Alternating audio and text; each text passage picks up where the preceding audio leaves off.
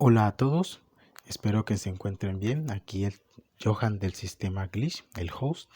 Traigo un fragmento del libro de Trastorno de Identidad Disociativo de Anabel González. Espero que sea muy informativo, espero traer más formato de esto y que no tenga problemas.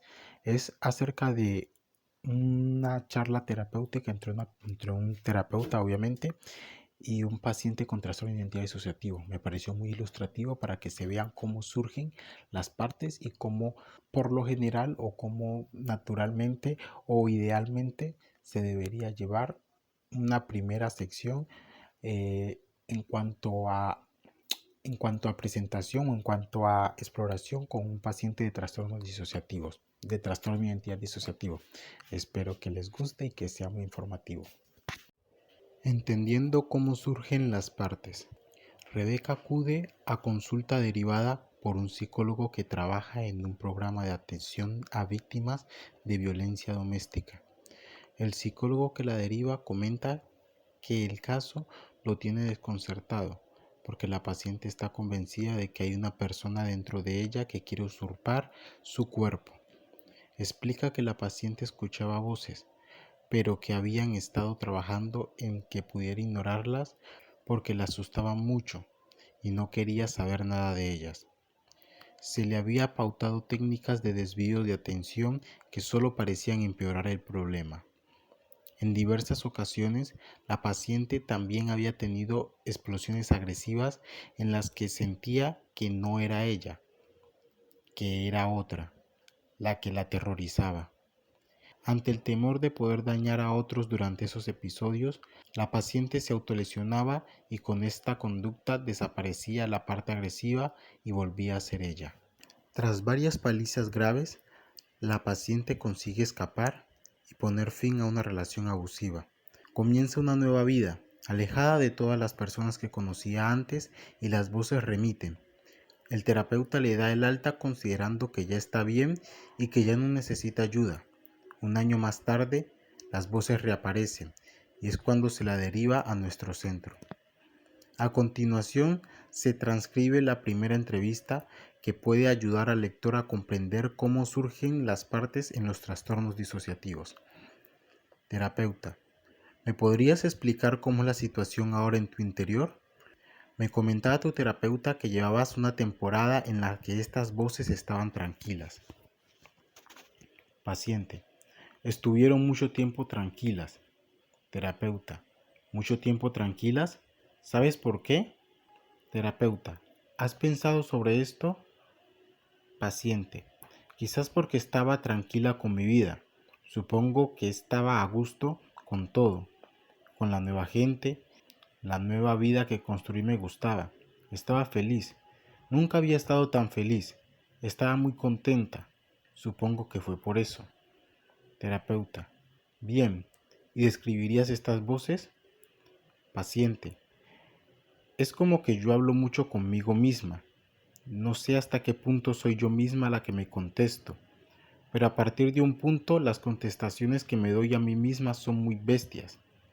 Risa nerviosa. A ver, noto como algo aquí señala la parte atrás de su cabeza y espalda.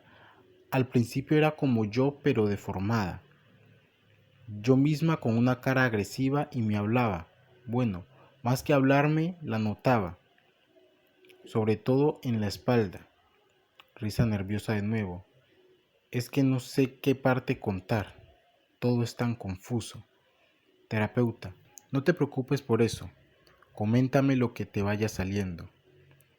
Paciente, la otra fantasma era yo misma, la que yo decía que era la otra. Era yo deformada, muy agresiva, con ojos airados, que me hacía daño a mí y me defendía de los demás, de lo que fuera, y la que tenía que controlar. Terapeuta, ¿y cuándo aparece por primera vez? ¿Lo recuerdas? Paciente, la recuerdo de siempre. Terapeuta, ¿de siempre? ¿Desde pequeña?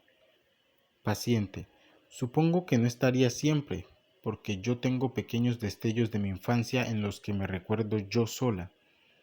Puedo decir que tenía unos 4 años desde que eres consciente, supongo, desde los 3 años o así. A esa edad la paciente sufre abusos por parte de un familiar cercano, sin embargo, no establece esta conexión, lo que refleja que se da cuenta de modo muy parcial de cómo su historia se conecta con sus síntomas. Ha podido contarlo en su historia biográfica, de modo desprovisto de emocionalidad. Muy probablemente los recuerdos emocionales y somáticos de esta experiencia están contenidos en alguna de las otras partes disociativas. Hasta que estos fragmentos se reúnan y se procese el recuerdo traumático, no podrá producirse una verdadera toma de conciencia. Sin embargo, esta información sería probablemente prematura para una primera entrevista. El diálogo terapéutico hará conducir a la paciente a una reflexión que vaya un poco más allá del punto donde está, pero evitando forzar y sobre todo no exponiendo al paciente a lo que sería un salto al vacío. Terapeuta: a partir de los 3 años, entonces hace mucho tiempo que te acompaña. Paciente: sí, siempre. Risa nerviosa. Terapeuta: ¿y la otra parte surge más tarde? Paciente: luego de esa parte agresiva, la que siempre estaba agresiva, la que me quería asfixiar, que me dejaba sin aire, esa me quería matar, ocupar mi lugar, cargarse a todos. Pues de esa hace poco salió otra, y esa, apareció otra. Y a ver, yo pensé que cuando me daban ataques de ira en varias ocasiones, me he llegado a transformar en la otra, en la que me habla y me hace todas esas cosas.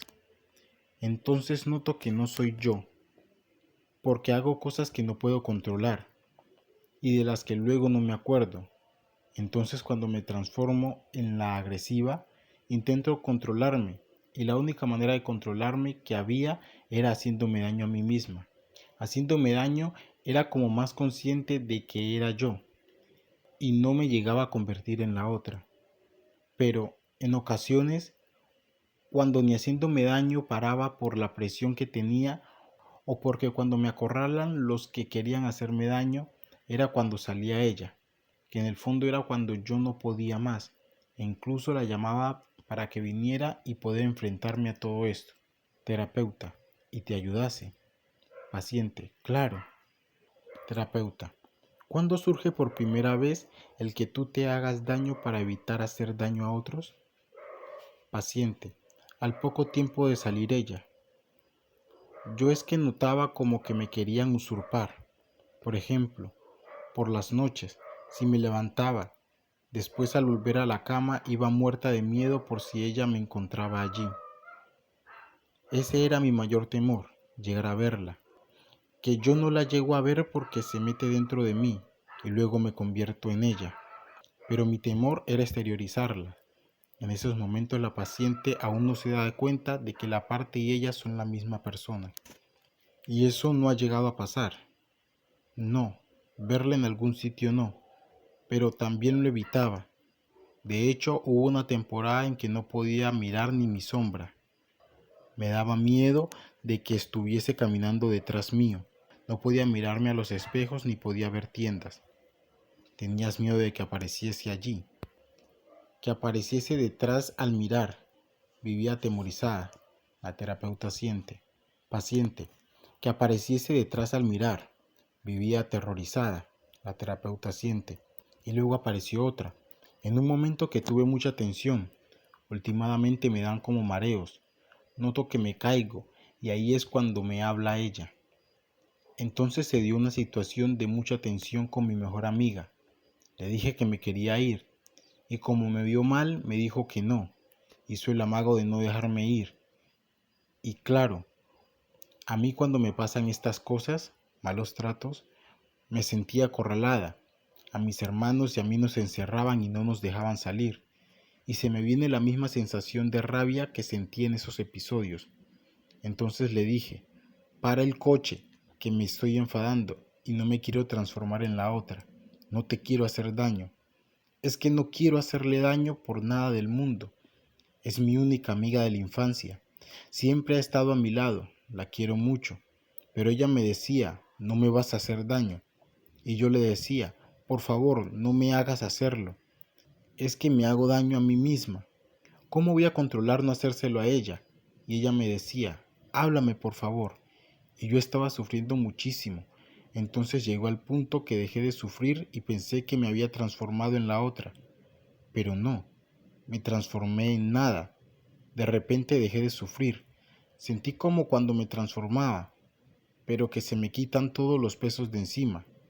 Pero era yo. Ella me decía, respóndeme. Parece que no respondo ni reacciono, yo no me doy cuenta de esto. Y a partir de esa vez apareció la otra que lloraba. Entonces tenía la yo agresiva y la yo que lloraba. La que lloraba siempre está en una esquina, como muy sucia, en un rincón, y cuando me quería acercar a ella para preguntarle qué pasaba, pero todo en mi cabeza, aclara, se ponía pero loca. Paciente, sí, la que llora, pero incluso me empezó a dar más miedo que la que siempre vivió conmigo, que era la agresiva, porque la agresiva era agresiva, pero esa no. Y entonces me daba mucha pena, porque yo me quería acercar a ella, pero cuando lo hacía se ponía como la otra, me salían uñas, me salían las uñas y los colmillos, en ese plan, risa nerviosa. Entonces alucinaba porque era muy raro. Lo que faltaba, ahora con dos ya no puedo con una y ahora con dos. De repente se me ocurrió que como estaban en una parte de mi cabeza, poner como un cristal blindado para que no me diese tanto miedo. Hice una especie de cárcel ahí y las estuve encerrando durante bastante tiempo.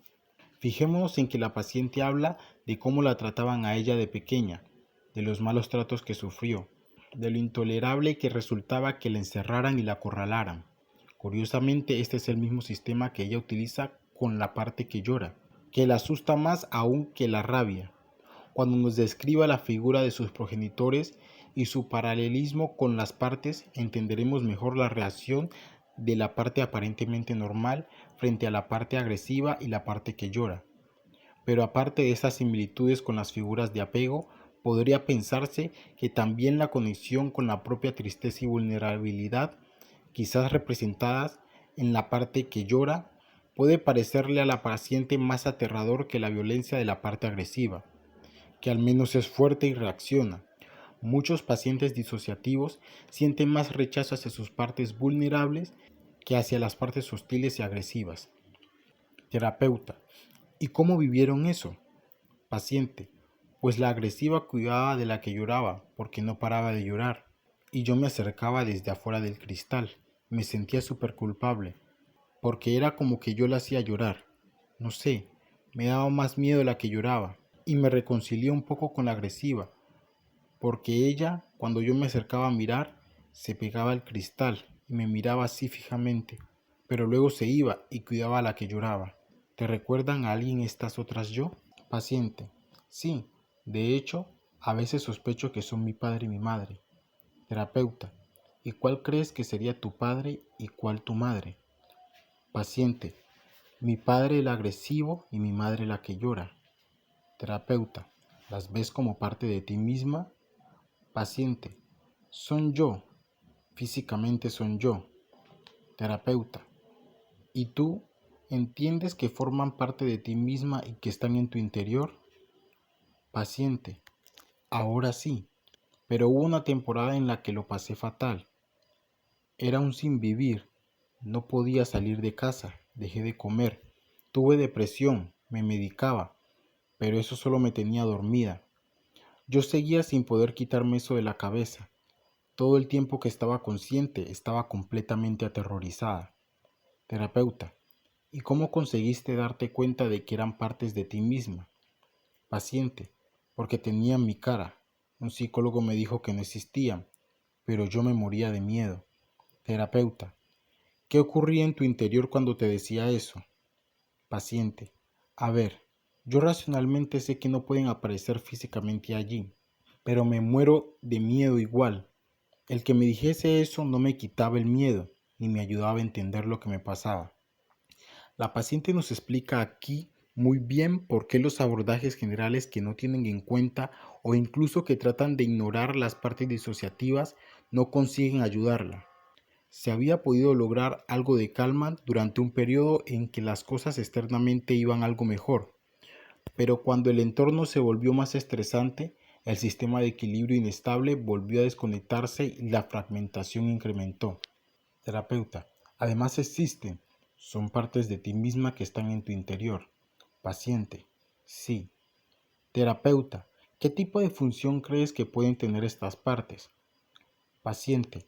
Yo siempre pensé en que la agresiva, la que tuvo siempre conmigo, me defendía de todas las cosas que estaban pasando, pero nunca entendí por qué me hacía daño a mí. Si me defendía de todo, ¿por qué me hacía daño? Pienso en que era en plan no llores o algo así. Terapeuta, ¿te recuerda a alguien esa manera de defenderte? Paciente, sí, a mi padre, porque mi padre nos hacía daño a todos, pero como alguien me hiciera daño a mí, Dios mío. Recuerdo una vez que estaba patinando con mis hermanos y un niño chocó contra mí, me tiró al suelo y me hizo mucho daño. Tuve que ir a urgencias, tenía un montón de moretones y agarró mi padre al niño y ¡puf! No lo mató porque lo bajaron sus padres. Terapeuta, ¿y tú qué sentiste ahí? ¿Lo recuerdas? Paciente, a ver, yo cuando mi padre hacía eso me sentía orgullosa de él. Se refuerza aquí la función protectora de esa parte que la asusta, tratando de ayudar a la paciente a entender mejor la estructura de su sistema interno. Terapeuta, es muy importante que te hayas dado cuenta de que esa parte tiene una función protectora. Paciente, sí, lo que no entiendo es por qué me hace daño a mí, pero bueno. Terapeuta, lo que entendí yo antes, si lo entendí bien, es que tenías miedo de que ella se apoderase de ti e hiciese daño a otros. Paciente, y me estaba mirando siempre, me espiaba, me hablaba, me decía cosas. Yo no quería oírla, me llamaba cobarde y me decía barbaridades. Mátalo, mátalo. Yo a veces soñaba que iba por el pasillo con un cuchillo y me despertaba asustada. Bueno, es que hay otra cosa. A veces yo no distinguía lo que soñaba y la realidad. Le preguntaba a mi amiga de toda la vida este tipo de cosas. Fuimos a tal sitio, hicimos esto, y era ella la que me mantenía en la realidad. Recuerdo soñar que avanzaba por el pasillo con un cuchillo, entraba en la habitación de mi padre y lo mataba a cuchilladas, y despertarme empapada en sudor, y no atreverme ni a mirar. Iba a la cocina, miraba todos los cuchillos. Dios, Dios. Lo miraba y decía, debió ser un sueño, pero no me quedaba muy convencida. Terapeuta, ¿cuántos años te sueña que tendría esta parte? ¿Lleva muchos años acompañándote? Esta es una pregunta que nos ayuda a entender el origen, sin preguntar de modo directo por los eventos traumáticos. Recordemos que el acceso a la historia ha de ser gradual y cuidadoso. La edad en la que la parte surge o los años que parece tener es orientativo. Si vemos que en esa época hay un evento identificado o una laguna amnésica, tenemos un dato importante que añadir a la historia. A veces no tenemos ningún indicador ni directo ni indirecto, pero la edad en la que la parte aparece siempre es indicativa de algo. Esto no quiere decir que tengamos que adelantarnos a hacer hipótesis. Por ejemplo, no hemos de dar por sentado que tenga que haberse producido un abuso sexual o algún tipo de agresión. La hipótesis siempre ha de ser abiertas, provisionales y revisables, para no condicionar la exploración ni la recuperación de recuerdos del paciente. Paciente, sí, pero tampoco envejeció. Yo creo que es adolescente. Terapeuta, ¿adolescente? ¿Cuántos años más o menos? Paciente, ahí no sabría decirte. Creo que desde que me fui de la casa de mis padres, como que se quedó en casa de mis padres. Terapeuta, y allí ella te protegía. Paciente, a partir de ahí no volvió a crecer, se quedó en esa forma. Terapeuta, se quedó en esa forma. Paciente, sí. Terapeuta, adolescente, y la función en principio es protección. Lo que no entiendes es por qué lo hace de esa manera. Paciente, sí. Risa nerviosa. Terapeuta, ¿y es posible que no haya aprendido a hacerlo de otra manera? Paciente, puede ser.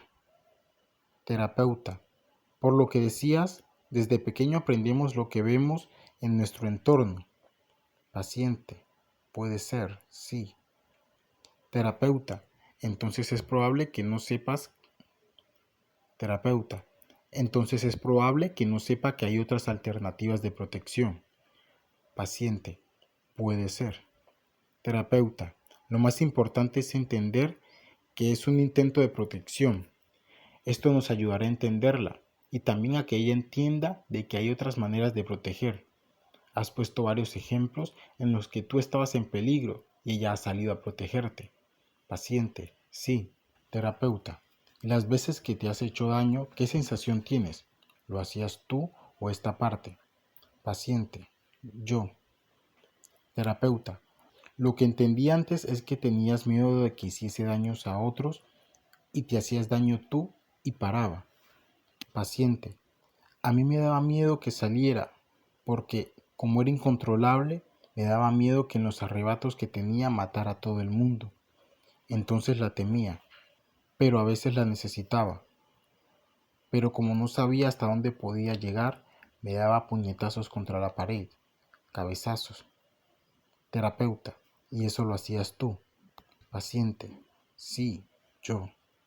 Terapeuta, entonces, cuando tú te hacías daño, esta parte paraba y ya no salía. Paciente, sí, yo me hacía daño y me dolía el daño y no salía, salvo excepciones en las que me seguían persiguiendo y no podía más. Terapeuta, entonces, esta parte, cuando veía que tú te hacías daño, paraba. Sí, paraba. Terapeuta, entonces no tiene interés en hacerte daño. No. Paciente, no. Daño físico, no. Terapeuta, solo aparece cuando no puedes más y te pueden hacer daño. Paciente, sí. Como vemos, se tratan de estados mentales con un funcionamiento autónomo, pero cuyos patrones de comportamiento tienen sentido a la luz de la historia del paciente. La paciente presenta una intensa reacción de miedo ante estas partes, fobia a las partes disociativas, las cuales producen patrones aprendidos de las figuras de apego. Aunque esto de entrada no resulta en absoluto evidente, la paciente también describe con mucha claridad cómo las partes se quedaron estancadas en determinados periodos de su biografía y no evolucionaron como el resto de la personalidad. La terapia previa había abordado muchos de los problemas de la paciente, pero había omitido esta sintomatología y, guiados por el rechazo de la paciente hacia algunos de los síntomas como las voces, habían tratado de ayudarla a apartar todo esto. Sin embargo, la mayoría no fue estable ni sólida hasta que pudo empezar a trabajar la estructura disociativa subyacente. La exploración, como vemos, no es solamente un conjunto de preguntas, sino que se busca ayudar al paciente a entender, a buscar la función adaptativa de las partes, a establecer mayor empatía con los distintos estados mentales y a reconstruir su historia. Todo este proceso surge de una reflexión colaborativa entre paciente y terapeuta.